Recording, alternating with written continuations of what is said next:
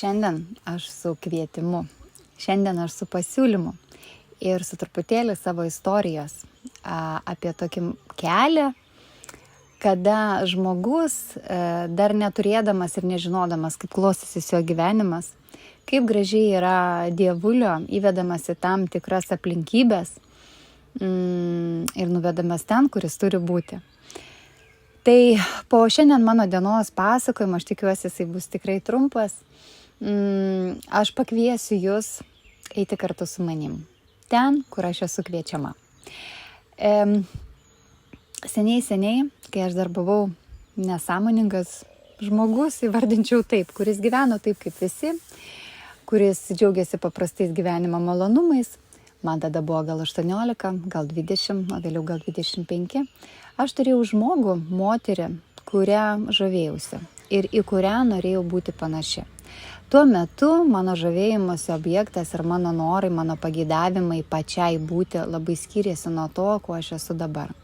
Tuo metu man atrodė, kad labai smagu būti gražiai, labai smagu būti pilnai energijos ir labai smagu būti turtingai moteriai. Ir mane traukia ne kiek turtai, bet kiek tai, kad žmogus turi toks energijos ir jis žino, ko jis nori ir jis gali turėti tai, ką jis nori. Aš žiūrėdavau ją ir aš matydavau joje save. Įsivaizduojat, aš matydavau joje save. Tai nebuvo troškulys turėti tą patį, bet tai buvo troškulys kada nors gyvenime su jie labai artimai bendrauti. Nežinojau kaip, neturėjau tokio siekio, būtinai surasti, būtinai į draugystės eiti, bet tiesiog tai buvo mano tuometinė moteris, į kurią aš norėjau lygiuotis. Aš kalbu apie Ingą Krukauskienę. Tuo metu tai buvo žinoma moteris, nes ji buvo skelbiama kaip milijonierė tarptautiniu lygmeniu, tai iš tiesų labai turtinga moteris. Ir jos istorija buvo labai įdomi, nes ji užaugino 4 vaikus, turėjo 5 ir mane tai taipogi labai motyvavo, nes tuo metu aš turėjau vieną tik vaiką. Bet vėliau susiklostė gyvenimo aplinkybės taip, kad pas mane taip pat jau yra 4 vaikai. Ir ta svajonė tokia būdavo, jeigu ją perrašydavo žurnalai, jeigu ją rodydavo per televiziją, aš eidavau, žiūrėdavau ir aš mėgaudavausi jos kalba, jos išvaizda, jos polėkiu. Ir va taip tie gyvenimai atskirai ir ėjo. Ji gyveno savo gyvenimą, aš gyvenau savo gyvenimą su nukritimais, su pakilimais, su savo ieškojimais. Ir labai įdomus dalykas, po daug metų, kai man jau buvo 38 ir aš ant rankų laikiau savo 4 dukrytę, pas ją, kaip ir pas mane, yra 3 sūnus ir 1 dukra, išsvajota dukra, pagrandukė. Aš turėdama dukrytę, tada jai buvo 4 mėnesiai, man jau 38 metai, gyvenimas pasikeitęs ir tie lūkesčiai ir noras būti kažką panašiu labai jau skiriasi nuo tada, kada man buvo 18 metų. Bet netikėtai kažkokiuose socialiniuose tinkluose aš pamačiau ją ir ji buvo tuo metu parašiusi knygą Prosta liubi, išvertus tiesiog mylėk. Ir ji klausė, gal yra žmonių, kurie norėtų išversti knygą į lietuvių kalbą. Nieko nemąstydama, tuo metu man automatiškai pakilo ranka, aš parašiau jai, pasiūliau, kad aš galiu, nors įsivaizduokit, pas mane kūdikis 4 mėnesių. Ant rankų, kaip aš tai padarysiu, net nemačiau ir negalvojau, bet aš jį parašiau ir aš parašiau, kad aš galiu. Knyga yra didžiulė, tiksliai nepasakysiu, dabar apie 500 puslapių. Tačiau ji man atsakė balso žinute, aš jai pasakiau, kad ją žavėjausi visą gyvenimą ir ji man truputį papasakojo savo istoriją, sako, Inga, aš jau netokia, kokią tu mane pažįsti, mano gyvenimas taip pat buvo labai įvairus, su pakilimais ir nuokričiais ir jau daug paskutinių metų aš einu dvasiniu keliu, su didžiuliais lūžiais, su didžiuliais gyvenimo pokyčiais. Ir jinai sako, aš mielai priimsiu tavo pasiūlymą. Taip aš pradėjau versti jos knygą, vakarais užmigdydavau dukrytę, sėdėdavau iki 12, iki 1 ir su tokiu malonumu, su tokia ugnele verčiau tą knygą, man tai teikia tokį didžiulį pasitenkinimą, žinoma, už ačiū, niekas man nieko nesiūlė, aš nieko neprašiau, tai buvo tiesiog tas begalinis džiaugsmas kažkodėl atsidėkoti. Už ką, atrodo, kai kontakto su žmogum nėra, bet aš norėjau atsidėkoti. Ir versdama tą knygą natūralu, kad įvyko su Inga kontaktas, bendravimas, nuvykau su dukra pas ją svečius, mes susipažinome su jos dukra, su jos šeima, su jos nuostabiu vyru.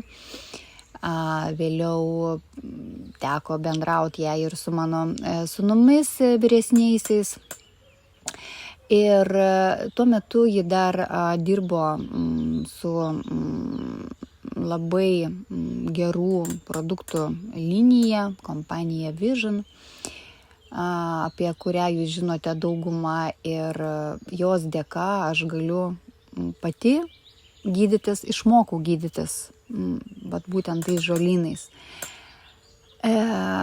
Ir tai antiek mūsų suartino, kad neturėdama paskatų keisti savo gyvenimo, ten religiniai pusėje, sakykime, dvasiniai pusėje, man natūraliai kilo noras tai padaryti. Suprantat, aš neturėjau planų, pavyzdžiui, nevalgyti mėsos, bet aš pas ją pradėjau lankytis, aš pradėjau jausti, koks nuostabus maistas yra šventas maistas, su gyvybė maistas, nesmurtinis maistas.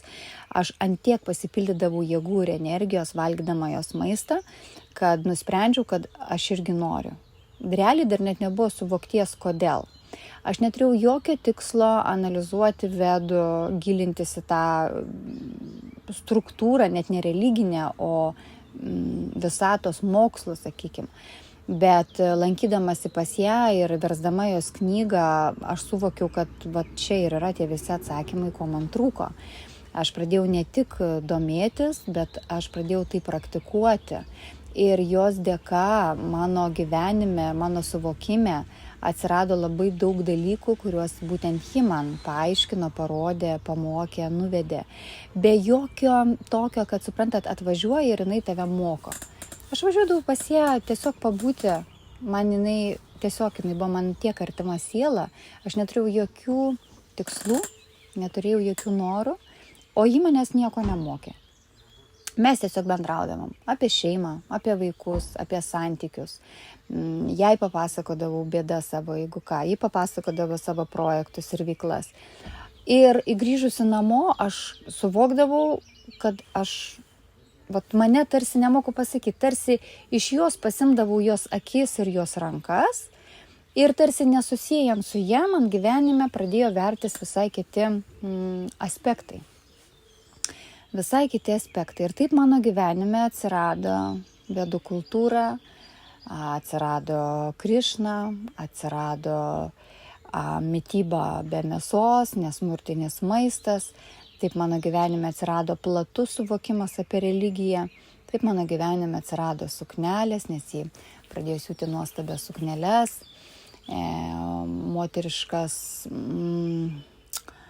moteriška energija kitaip pradėjo vaikščioti. Ir kas yra įdomiausia ir svarbiausia, pradėjo keistis santykiai su vyru, požiūris į vyrą.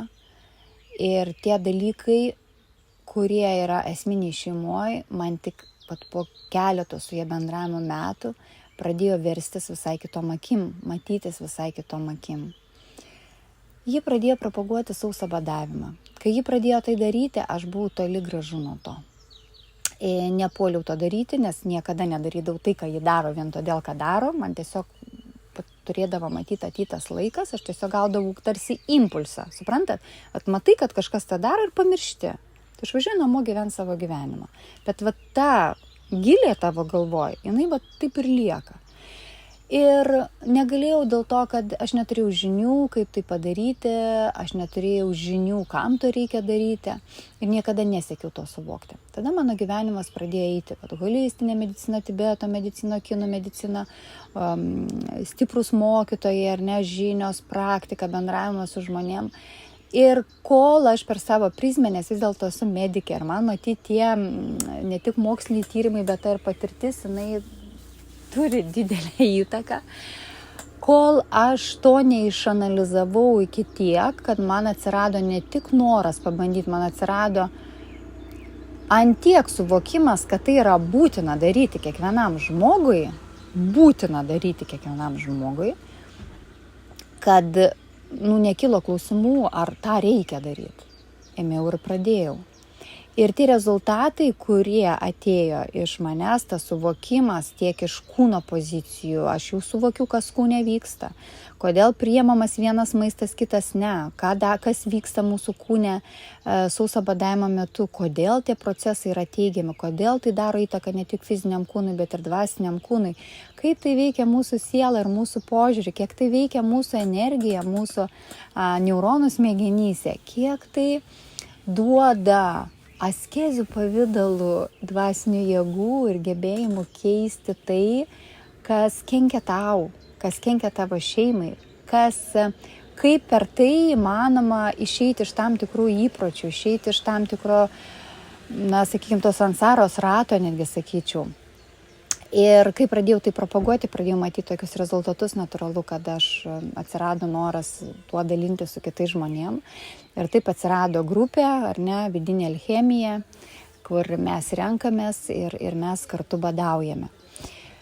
Kur vedu žmonės iki badavimo metu ir po badavimo, nes ta mityba begalinai yra svarbi.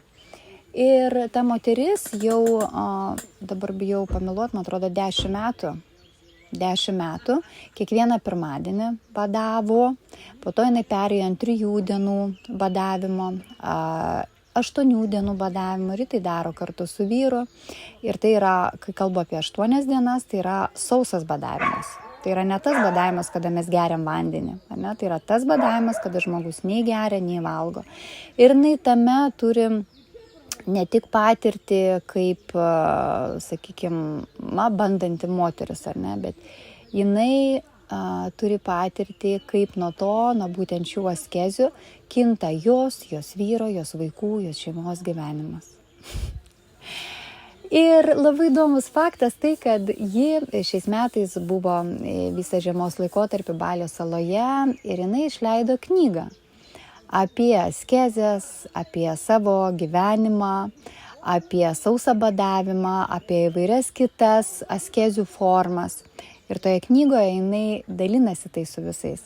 Įdomus aspektas tai, kad iš jos gavau dovaną, galimybę papasakoti savo ir jos istoriją ir tokį tylų Dievo vedimą per ją.